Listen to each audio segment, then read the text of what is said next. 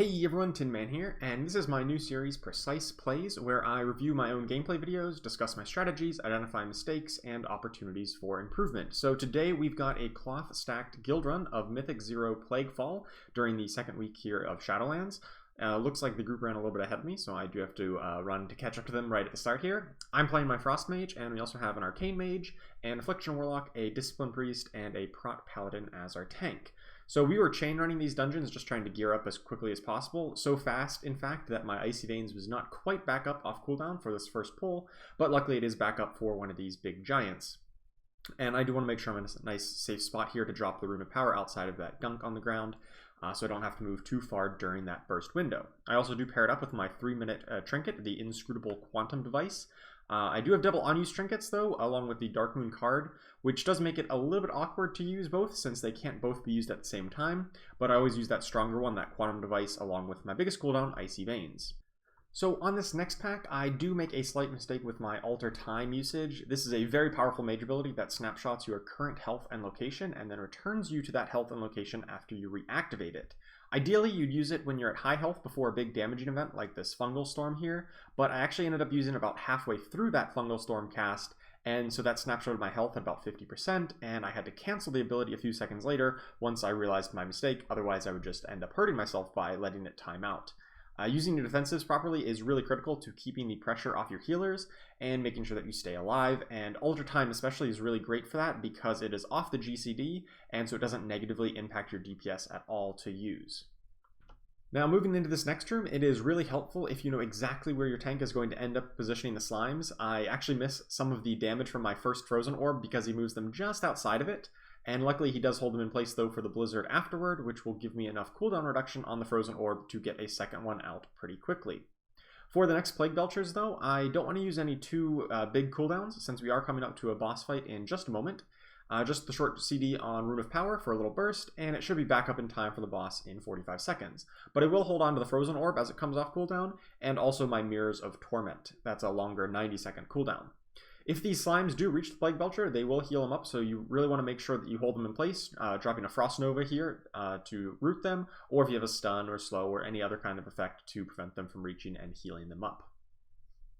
As we are about to pull the boss, unfortunately I don't quite have Icy Veins back up off of cooldown since I delayed it a little bit at the start of the dungeon, and we don't have Bloodlust available either since we used it at the end of the previous dungeon we did before coming to Plaguefall. Typically though, you'd want to Lust right on the pull here to get in as many usages out of it as possible. I do think that I played this fight a little bit poorly, as I ended up wasting a lot of Brain Freeze procs. Generally, you want to use Fingers of Frost procs on Ice Lance before using Frostbolt into Flurry for Brain Freeze, which is what I tried to do, but I ended up using the Venthyr Covenant ability, the Mirrors of Torment, during my Frozen Orb, which gave me even more Brain Freeze procs, which I didn't use in time before generating more of them, since I wasted time casting Frostbolt during this window. I think I ended up wasting 2 out of the 3 bonus procs for the Mirrors of Torment, and I could have just delayed the mirrors until Icy Veins came back up, and that probably would have led to a little bit less waste and more damage over the course of the entire fight. I do a little quick shimmer into Frost Nova here to hold these slimes in place, as it has the same mechanics of the trash. If they reach the boss, they'll heal them up, which we don't want to do. And with our team's high DPS, we're able to take this guy down pretty quickly. Going into the next little corridor of this dungeon, you can actually skip quite a bit of this trash if you hug along the left wall. You end up just having to pull 1 Flesh Rock and then a couple of little slimes at the end as you get to the final platform. We didn't communicate that to our tank quickly enough, and he ends up pulling a bigger pack here off on the right. Luckily, he does keep them nice and stacked up so they can be cleaved down by my Frozen Orb and Blizzard. And although we could actually use this unstable canister here off to the right, if you stack up the mobs on it and the canister will explode, it will actually deal damage to the mobs themselves. Unfortunately, once again, we didn't communicate this to our tank quickly enough to be able to do that. This is the second week of running these dungeons, so everyone is still kind of getting used to them. But those are very useful little environmental effects that you can use to help kill these mobs a little bit faster. But you do have to be wary of them yourself because they will also damage players and deal quite a bit of damage if they're able to explode on you here. We end up pulling this next pack, same kind of deal. We mark the canister with the little triangle, but decides not to move it. I actually position my Blizzard slightly in between the mobs and the canister just in case the tank decides to drag them over. They'll still stay in the Blizzard. If I put him, say, the Blizzard directly on top of the mobs and he started moving them, then I would lose some of the Blizzard ticks there. Going to this next pack, our healer says he needs to grab some mana, so I polymorph the ad here that's pathing over because I didn't want to get into combat with it right as our tank attempts to pull it. A little bit of a miscommunication there, so I end up breaking my own polymorph, and we're just fine with this as our healer is drinking 4 mana. Now, there's nothing too fancy on this pack. We're just cleaving them down, and honestly, we probably could have pulled the next pack along with this. There's not too much damage coming out right here, but once again, we just decided to take it a touch slower and just clean up this pack before moving on to the next big pull. Now, one thing I did notice upon watching this replay review is that my Icy Veins is about to come off cooldown here in just a few seconds, and I actually delay it for quite a while. I don't actually end up using Icy Veins here until the next boss fight. I thought there's a chance that if I used it right now, it wouldn't quite be up in time for the boss fight, but actually would have been up just in time. So I could have, I totally missed an Icy Veins usage if I just used it on this pack right here, and that maybe would have sped things up just a little bit. So it's always helpful if you have like really good timings, or like you've done a dungeon multiple times, so you know exactly how long your group is going to take to get from one place to the next. Really helps with planning out your cooldowns. And so here I do make a little bit of mistake and just a little bit suboptimal, missing that one extra Icy Veins usage. In this next room, if you skirt along the right-hand side of the wall, as we're doing here, you're able to dodge most of these trash packs. Now, exactly how valuable these skips are going to be once Mythic Plus comes out, when you actually do need a certain amount of trash percentage, it's a little bit debatable. Maybe you will want to pull those mobs, but here in Mythic 0, where we're only really doing this for the bosses who drop loot, then you want to skip as much trash as possible. Up here on the top of the platform, you just want to stay out of this guy's melee range because he does a big explosion. Luckily, we are all ranged here, and that's very easy to do. Going down into the next boss room, you want to pull these different platforms of ads and stay away from the center part of the platform, because once you kill one pack of them, the boss is going to like jump around to the different ones, and if you're accidentally standing in the middle, you're going to end up accidentally pulling the boss.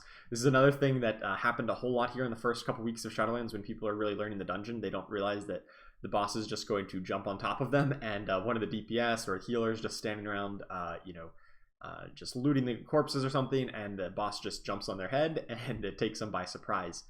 So we pull them here off to behind the trees just so nobody is going to be caught by surprise by that. And we end up clearing this platform and then the next one, the one behind it. But there are 3 platforms with ads on them. So if you are not quite as confident with pulling the ads with the boss, say maybe on higher Mythic Plus, you do want to clear out all 3 of the platforms before getting to the boss.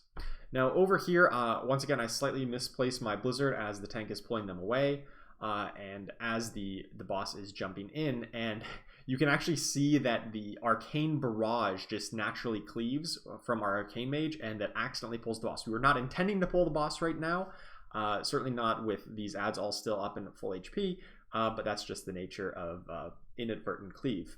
Since we did not plan on pulling the boss here, the tank panics a little bit and tries to run away to reset the boss up the stairs.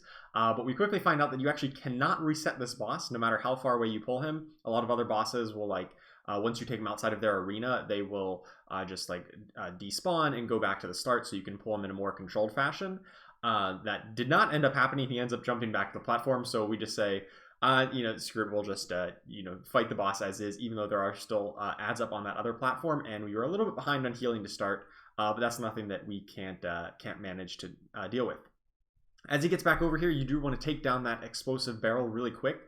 That will explode and basically wipe your team if it does survive long enough to finish that cast, so everyone has to hard swap to it, and then continue to cleave down the boss while kiting these slimes away, because that congealed slime there will provide damage reduction to the boss if it's too close to the boss. So you want to get him away and kill him, as he's coming towards me.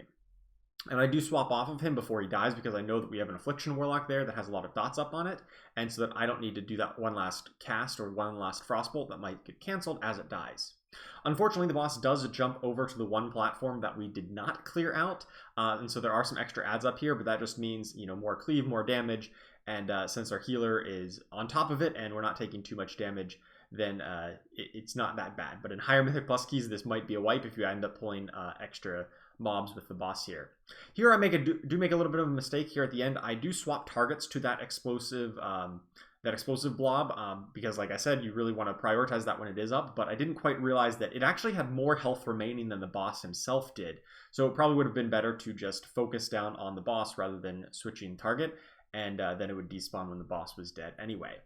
And of course, once the boss dies, the ads that he spawns disappear, but the ads that were naturally on this platform initially do not. So you have a couple extra seconds here at the end to clean up everything. Now, going into the second half of the dungeon here, we do jump off to the left here to take down this one slime tentacle, and then once again, this is a skip to allow us to bypass a lot of the trash in this room. We're just going to skirt along this left-hand side of the wall, and we just need to pull this tentacle and then a couple ads here at the end. And once again, maybe whenever Mythic Plus comes out and you need a certain trash percent, this is not a viable way to skip, but we're just doing this because it's Mythic Zeros. We'll see, what the exact requirements are for trash skipping later on.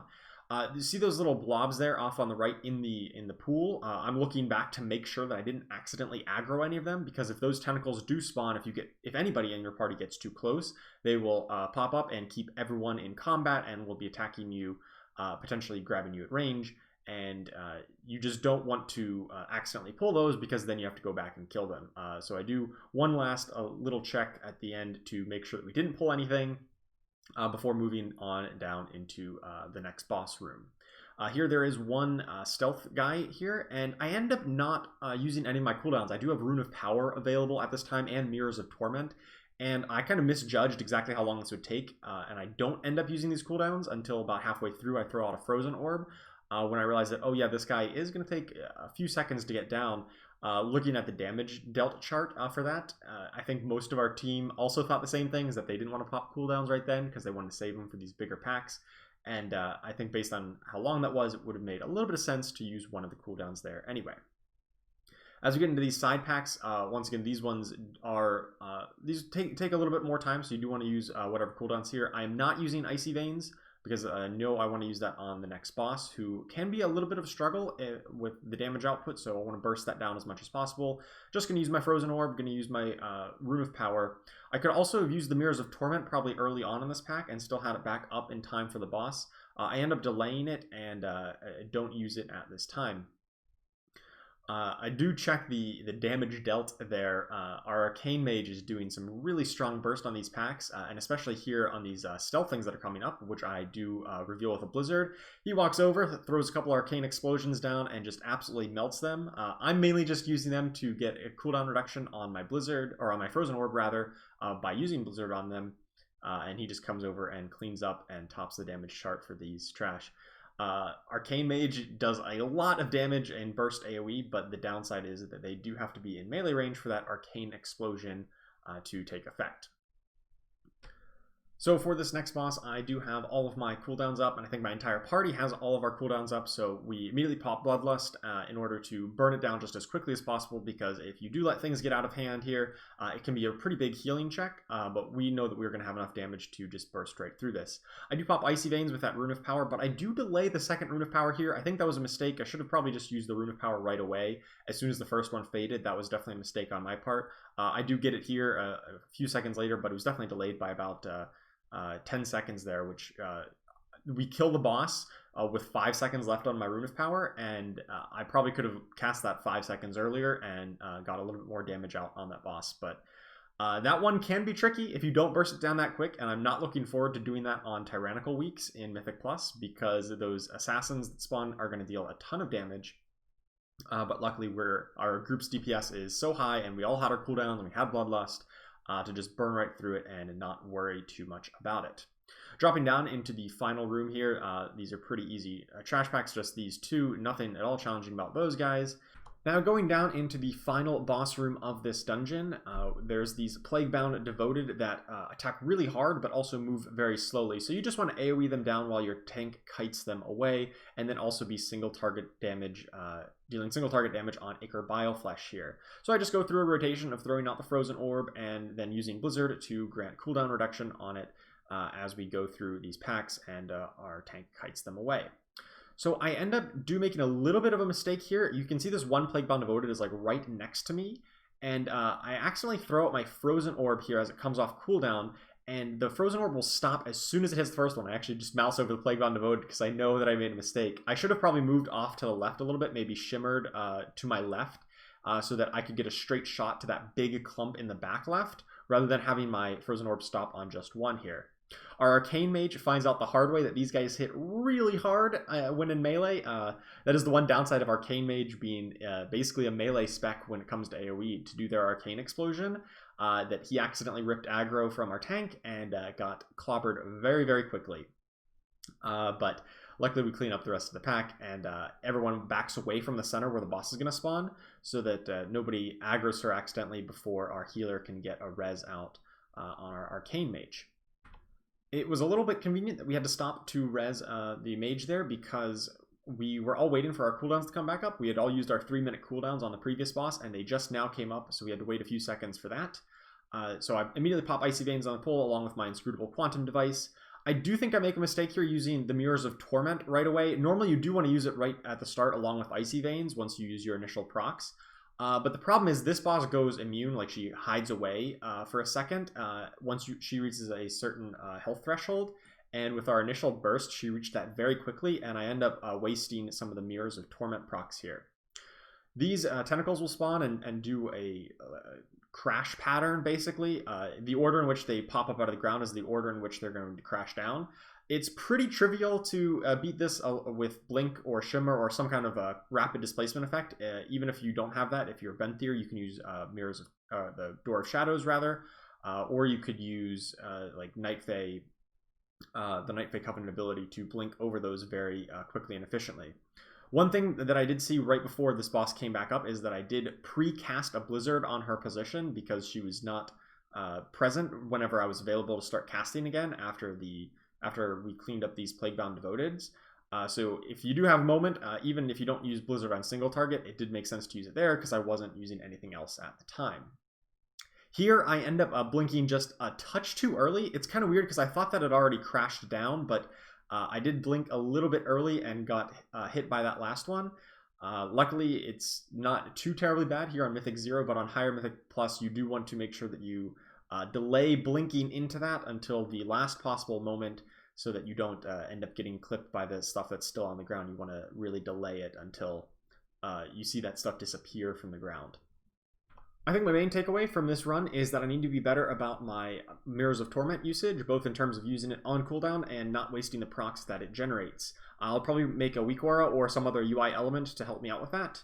Otherwise, I just want to get more used to the timings of the dungeons to better plan out my big CDs like Icy Veins so that I don't miss a usage of them. I hope that you enjoyed watching this replay review and maybe you learned a thing or two. I know that I definitely did. Thank you so much for watching, and I will see you next time.